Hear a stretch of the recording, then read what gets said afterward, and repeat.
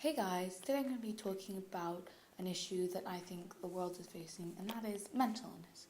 So people might be thinking, oh, mental illness is not really that important.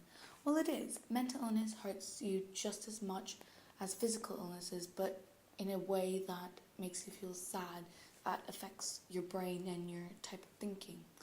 So, firstly, what is mental illness? Mental illness is an illness that affects the brain and the way you act towards other people. There are many, the most famous mental illnesses are things like ADHD, Alzheimer's disease, bipolar disorder, depression, anxiety. So, what causes mental illness? Well, mental illness has 3 stages: a cause, a progression, and maybe a cure. And the most common or regular mental illness facing teenagers is depression. Depression usually comes from things like peer pressure. So sometimes when you're sad or you wake up sad, maybe because you're fighting with your best friend or problems at home, and then you think, just think happy, just think positive. Well, people with depression or anxiety, they think they're just sad all the time. They don't know what to think. They just think about the problems. What's going to happen next? Like, oh my God, what's going to happen? Oh. So the unique thing about mental illness is that there is no specific cause. With regular physical illnesses, pathogens enter the body and then infect you. But with mental illness, there are 3 main causes that scientists have narrowed down to. There's biological, where you inherit diseases like Alzheimer's disease. There is psychological,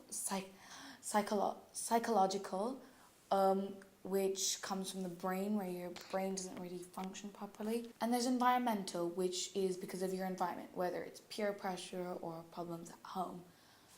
So what are the effects of mental illness? Well, mental illnesses show signs of erratic thinking, impulsive actions, or weird thinking. So if you see any of these symptoms acting with whether it's friends, family members, ask them to talk.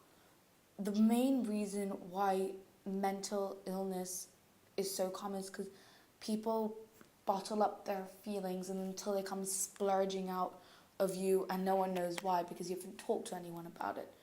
And this is actually a lot more common within boys because boys might think it's uncool to share their feelings with other people, whereas with girls, they're a lot more open and willing to share their feelings with other people. But don't get me wrong, it's not like all girls don't have problems with sharing their feelings. Some girls want to bottle up their feelings, and some boys do want to share their feelings. It's just a lot more common that boys don't share their feelings, and a lot more common that girls do. So if you haven't seen these 2 movies, I really, really, really encourage you to see them. They're called Still Alice and The Theory of Everything.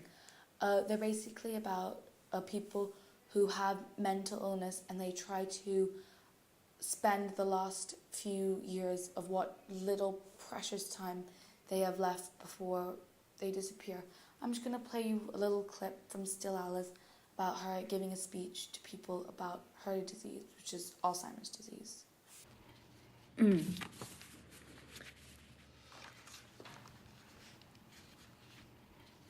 Good morning. It's an honor to be here. The poet Elizabeth Bishop once wrote, "The art of losing isn't hard to master. So many things seem filled with the intent to be lost that their loss is no disaster." I am not a poet. I am a person living with early onset Alzheimer's, and as that person, I find myself learning the art of losing every day.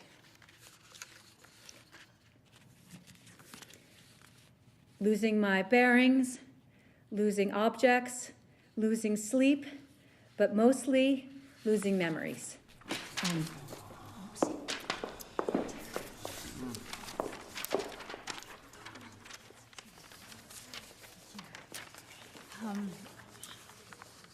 think I'll try to forget.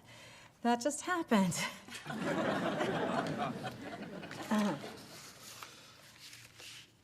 All my life, I've accumulated memories.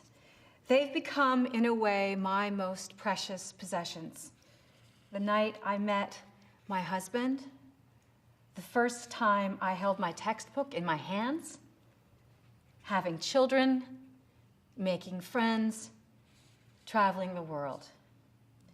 Everything I accumulated in life, everything I've worked so hard for, now all that is being ripped away. As you can imagine, or as you know, this is hell. But it gets worse. Who can take us seriously when we are so far from who we once were? Our strange behavior and fumbled sentences change others' perceptions of us and our perception of ourselves. We become ridiculous, incapable, comic. But this is not who we are. This is our disease. And like any disease, it has a cause, it has a progression, and it could have a cure. My greatest wish is that my children, our children, the next generation, do not have to face what I am facing. But for the time being, I'm still alive. I know I'm alive. I have people I love dearly. I have things I want to do with my life. I rail against myself for not being able to remember things, but I still have moments in the day of pure happiness and joy. And please do not think that I am suffering. I am not suffering. I am struggling. Struggling to be a part of things, to stay connected to who I once was. So live in the moment, I tell myself. It's really all I can do. Live in the moment and not beat myself up too much. And not beat myself up too much for mastering the art of losing. One thing I will try to hold on to, though, is the memory of speaking here today. It will go. I know it will. It may be gone by tomorrow.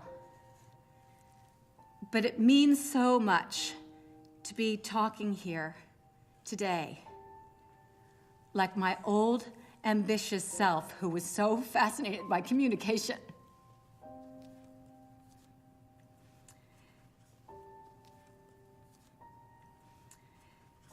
Thank you for this opportunity. It means the world to me. Thank you.